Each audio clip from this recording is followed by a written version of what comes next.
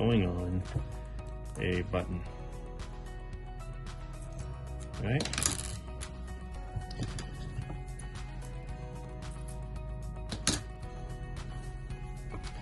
Clean it all up, cut the button off, get all the frays, and there's our button. Okay. It's the thimble. This is made so when you push the needle through, it doesn't poke your finger. Won't really need that. Gonna need black thread. The trick I do, depending if I'm sewing backpacks, something heavy duty, I actually use dental floss. This is awesome. Doesn't rip. I actually just sewed my paragliding backpack. It came with a rip in it, stitched it, and now it's actually stronger than it was before. But we'll use black thread on this. Okay, there we go.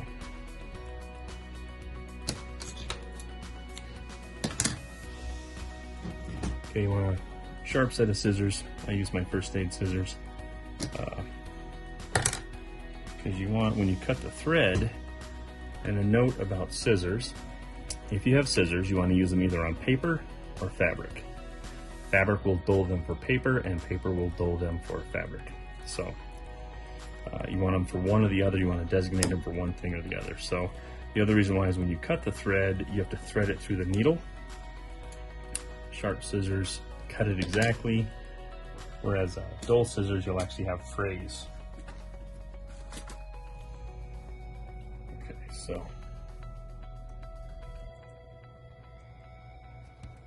take this, poke it through the eye of the needle. See how that opens up?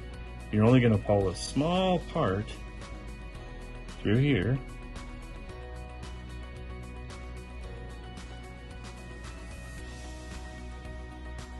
There we go.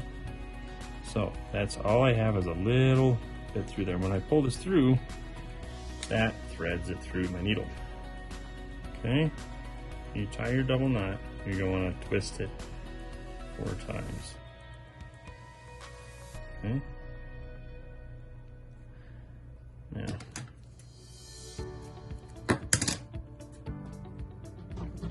so we already know where our button is going to go because we cut it off. And this is where that thimble would come in if you wanted it. So now what we're going to do, once we thread it through, we thread it back, and we're going to add the button. Okay. So fold it through. I'm going to cross over, and I'm going to go diagonal, right? So you can see how that crisscrossed. Now I'm going to try to feed right back almost to the exact hole that I just went through, and it came through another hole. We want to tie this here in just a second. You can see how I'm crisscrossing. That's why I gave myself plenty of thread. You can use a lot of thread. Okay. So how we tie a knot at the first part of this, I'm going to hold this end with my finger. I'm going to thread this back through. Then as I pull that, it's going to cinch this up. I'm going to do 2 twists. Okay? That just tied a knot. I'll sometimes add super glue to that at the end. I usually do that on anything I've stitched. Keeps it from fraying. And really, all I do now is I poke until I know it comes through part of, oops. There's a knot, there we go, that's all there. Okay, so I'm just gonna keep crisscrossing. And the end is where we need all the extra thread, and I'll show you why.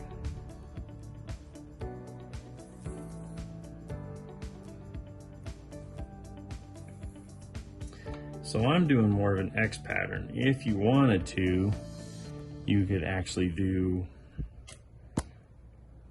instead of sewing across like an X, you could sew in a square. So you actually have a square on there. You could do different colored thread. Okay, so once you get close, I'm going to separate the fabric and the button. So see how that didn't go through the fabric. Okay. Now what you want to do, I'm going to wrap this. This is going to raise the button away from the fabric. I do quite a few wraps. You have a lot of thread. Once you get close to the end, you hold this with your finger,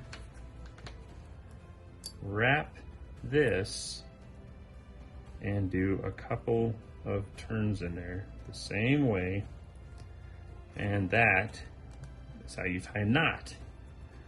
So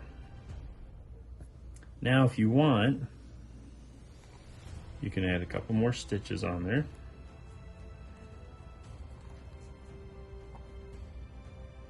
It's not going to be as easy.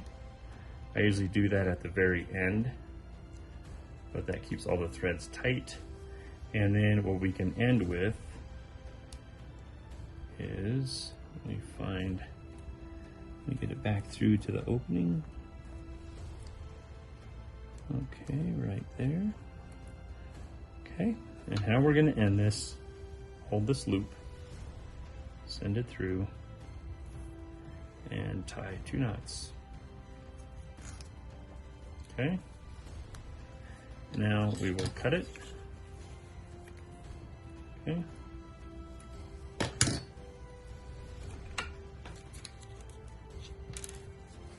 And add a dab